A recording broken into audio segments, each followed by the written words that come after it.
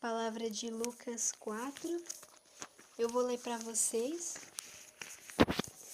Provação no deserto. Cheio do Espírito Santo, voltou Jesus do Jordão e foi levado pelo Espírito ao deserto, onde foi tentado pelo demônio durante 40 dias. Durante esse tempo, ele nada comeu, e terminados esses dias teve fome. Disse-lhe então o demônio: Se és o Filho de Deus, ordena esta pedra que se torne pão. Jesus respondeu: Está escrito, não só de pão vive o homem, mas de toda a palavra de Deus. O demônio levou-o em seguida a um alto monte e mostrou-lhe em um só momento todos os reinos da terra e disse-lhe: Eu te darei todo este poder e a glória desses reinos, porque me foram dados, e dou-os a quem quero. Portanto, se te prostrares diante de mim, tudo será teu. Jesus disse-lhe: Está escrito, adorarás o Senhor teu Deus, e a ele somente servirás. O demônio levou-o ainda a Jerusalém, ao ponto mais alto do templo, e disse-lhe: Se és o Filho de Deus, lança-te daqui abaixo, porque está escrito, ordenou aos seus anjos a teu respeito que te guardassem, e que te sustivessem em suas mãos, para não ferires o teu pé nalguma pedra. Jesus disse: Foi dito, não tentarás o Senhor teu Deus. Depois de tê-lo assim tentado de todos os modos, o demônio apartou-se dele até outra ocasião. Jesus, então, cheio da força do Espírito, voltou para a Galiléia e a sua fama divulgou-se por toda a região. Ele ensinava nas sinagogas e era aclamado por todos. Dirigiu-se a Nazaré, onde se havia criado. Entrou na sinagoga em dia de sábado, segundo o seu costume, e levantou-se para ler. Foi-lhe dado o livro do profeta Isaías.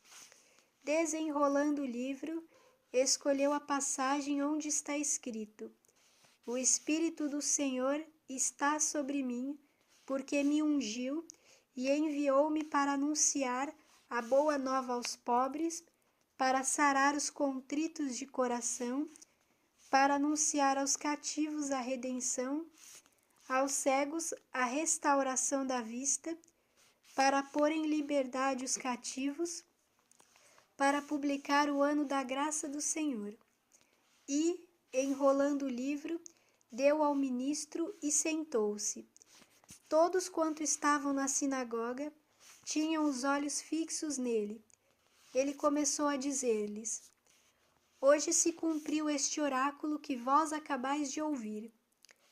Todos lhe davam testemunho e se admiravam das palavras de graça que procediam da sua boca e diziam: Não é este o filho de José? Então lhes disse: Sem dúvida me citareis esse provérbio: Médico, cura-te a ti mesmo. Todas as maravilhas que fizeste em Cafarnaum, segundo ouvimos dizer, faze-as também aqui na tua pátria. E acrescentou: Em verdade vos digo, nenhum profeta é bem aceito na sua pátria. Em verdade vos digo, muitas viúvas havia em Israel no tempo de Elias, quando se fechou o céu por 3 anos e meio, e houve grande fome por toda a terra. Mas a nenhuma delas foi mandado Elias, senão a uma viúva em Sarepta, na Sidônia.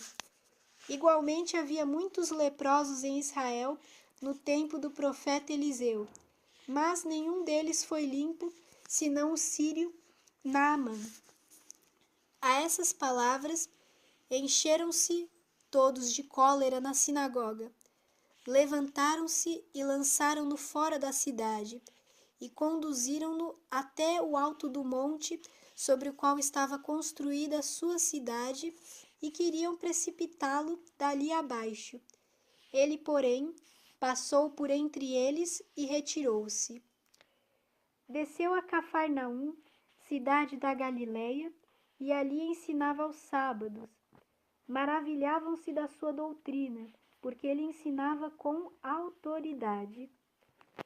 Estava na sinagoga um homem que tinha um demônio imundo e exclamou em alta voz: Deixa-nos, que temos nós contigo, Jesus de Nazaré? Vieste para nos perder? Sei quem és, o Santo de Deus. Mas Jesus replicou severamente: Cala-te e sai deste homem. O demônio lançou-o por terra, no meio de todos, e saiu dele, sem lhe fazer mal algum. Todos ficaram cheios de pavor e falavam uns com os outros: Que significa isso? Ele manda com poder e autoridade aos espíritos imundos e eles saem? E corria a sua fama por todos os lugares da circunvizinhança. Palavras da salvação. Então, a palavra para essa noite são 3 passagens.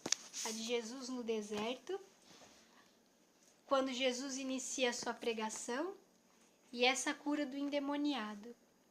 Todos vocês aqui servem na igreja? Não? Todos têm uma função. Eles são do CEPAC, né? Servem enviado pelo amor de Cristo. Mas você é do trânsito, né? Externa. Externo. Eles estão assim. Mas Entendi. Assim, eles servem nos encontros, né? Quando tem os encontros, mas eles participando, vão para a missa por cura, mas não tem eu só nem questão, a gente está servindo sempre. Eles servem quando tem os encontros, né? Às vezes participam de missa por cura, essas coisas. Ah, entendi. Então, porque o que Deus quer nos falar com essa palavra? Quer dizer que nós que temos o Espírito Santo através do batismo, somos enviados para aprovação, porque temos esse Espírito Santo.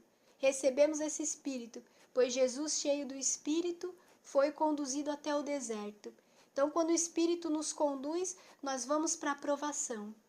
E o tempo da aprovação é um tempo que Deus concede na nossa vida para resistirmos ao demônio, porque ele tem uma missão para nos confiar.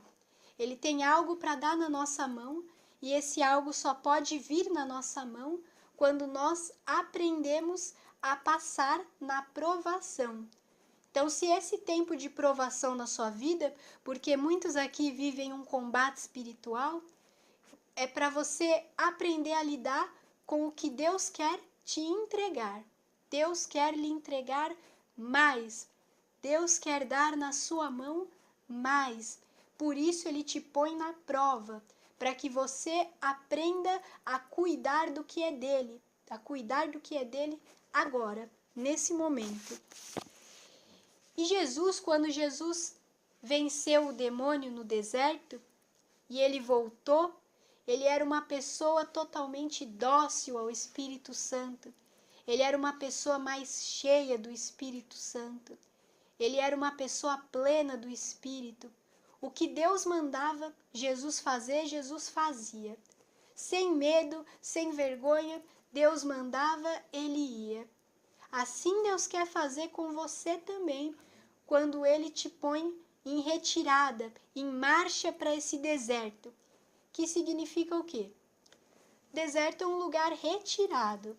É um lugar retirado que Jesus vivia do jejum e da oração. Nesse lugar só se vive de jejum e oração. Deus quer ensinar você a viver mais da oração, a depender mais da oração e menos do que tem ao seu redor aqui na terra. Deus quer isso. Deus quer isso. E exatamente porque Jesus tinha esse ministério forte, ele precisava antes ser provado.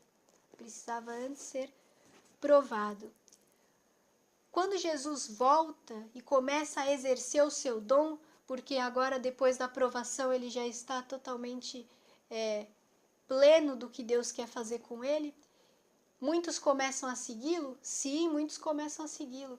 Muitos começam a ouvir falar dele? Sim, começam a ouvir falar dele. O mesmo vai acontecer com você se deixar levar para a oração. Se você se deixar levar em oração, estar mais retirado com Deus, mais retirada, você vai ver grandes frutos na sua caminhada, no seu ministério. Se você não tem um ministério, Deus vai falar logo qual é o seu ministério. Daqui a pouco Deus fala com você. Então, Jesus foi, quando voltou e começou a exercer aquilo que em oração ele aprendeu, as pessoas também ficaram admiradas, sim, muito admiradas, mas com raiva dele.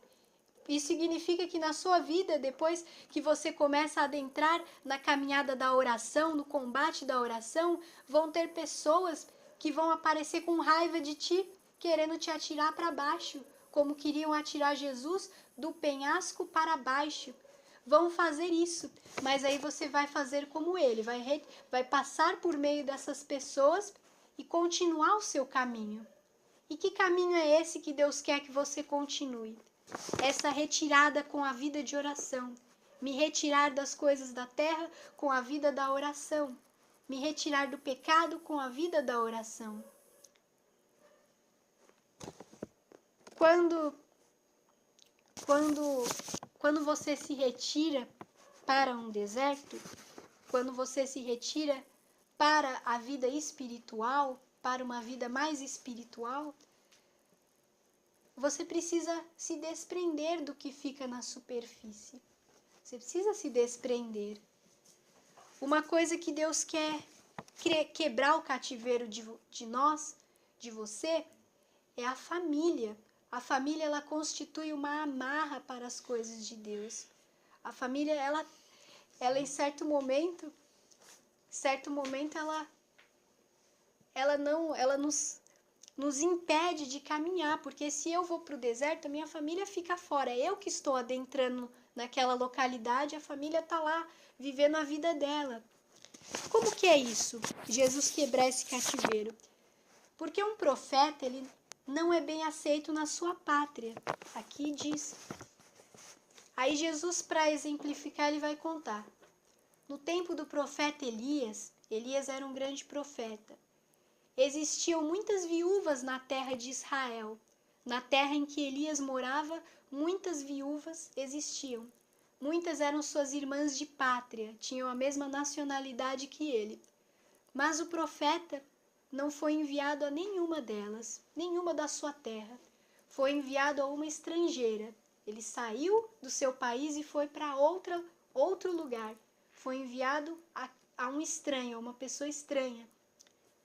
No tempo do profeta Eliseu, existiam igualmente muitos leprosos na terra em que ele convivia, na mesma localidade, na mesma casa que ele, digamos assim, em Israel. Mas a nenhum a nenhum leproso ele curou, somente a um que vinha de fora, a um que vinha do estrangeiro. Da mesma maneira, o Espírito Santo envia profetas não para a sua própria terra, mas para as terras estrangeiras. Você está no momento de deixar a sua casa para ir viver nas coisas de Deus, para responder ao envio que o Espírito Santo está te fazendo.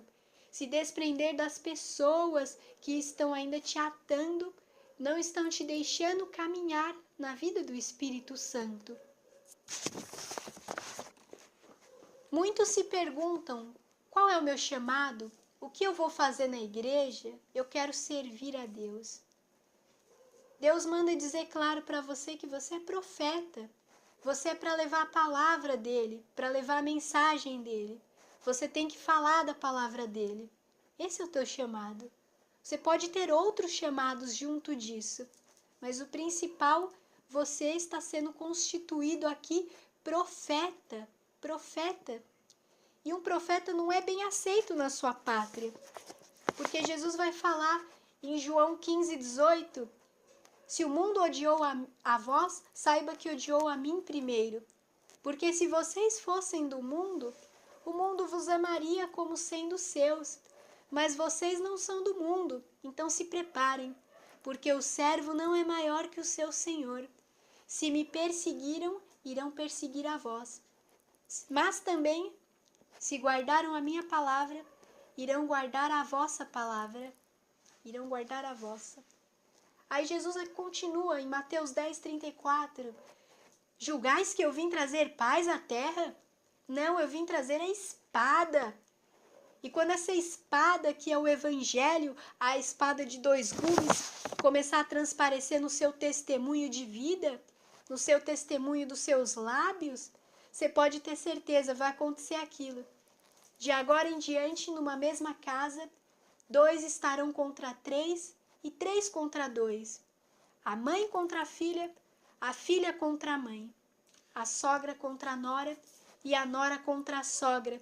E os inimigos do homem serão os de sua própria casa. Porque isso é bíblico. Você vive a radicalidade do evangelho, acontecerão as perseguições, a começar na sua casa. Por isso Deus fala, eu vou te tirar do meio de pessoas que não te valorizam e vou te enviar para quem vai valorizar a minha palavra em você. Para quem vai valorizar essa palavra?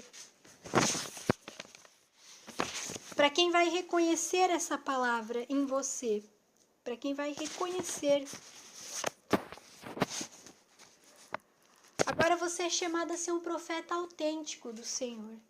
Um profeta autêntico com autoridade espiritual, a mesma que Jesus, que estava sobre Jesus. Quando Jesus apareceu, os demônios se manifestavam dizendo, que vieste fazer aqui? Você vieste nos perder?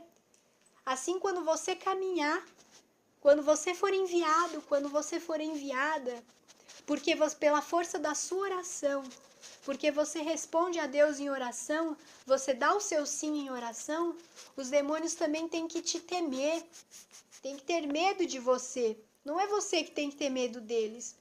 Eles vão se assustar porque eles sabem que da sua boca vai sair a verdade, e a verdade vai libertar, a verdade vai curar, e a verdade vai trazer a presença de Deus aonde não tinha. Mas também temos que nos cuidar, porque se deixarmos essa oração, nós podemos cair facilmente em sermos falsos profetas dentro da igreja. Se descuidarmos da nossa vida de intimidade com Deus, na abstinência que é o jejum, abster-me de coisas do mundo, abster-me de realidades do mundo, músicas mundanas e assim por diante.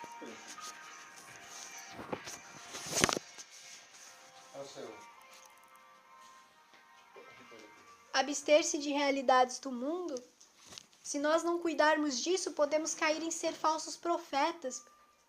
Porque tem muitos profetas hoje na igreja, muitas pessoas que estão lá com o microfone para falar fantasia para você, falar fábula, coisa que não existe, coisa que é pensamento humano, não é pensamento de Deus. Está falando coisas para agradar a plateia, para receber aplausos, para agradar as multidões, porque todo mundo gosta de ouvir. Não está pregando a verdade do Evangelho. E quantos homens e mulheres já foram templos do Altíssimo, ungidos com a unção do Espírito de Deus, tinham muita vida com Deus e hoje se tornaram templos do inimigo, se tornaram possessos pelo inimigo, como diz essa palavra. Jesus encontrou um homem possuído pelo inimigo. Se tornaram assim porque abandonaram a oração. A oração. Por isso você não pode abandonar. Agora Deus vai passar a faca na garganta dos profetas mentirosos, na garganta de quem não quer pregar a palavra de Deus, quer pregar a sua palavra. Vai passar a faca, vai acabar com as pessoas que não se arrependem e contam mentiras, contam coisas que não correspondem à doutrina da igreja. Por isso você precisa conhecer a doutrina.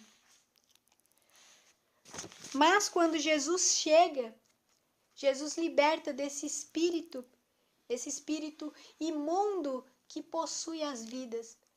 Sabe qual o espírito imundo que possui a vida?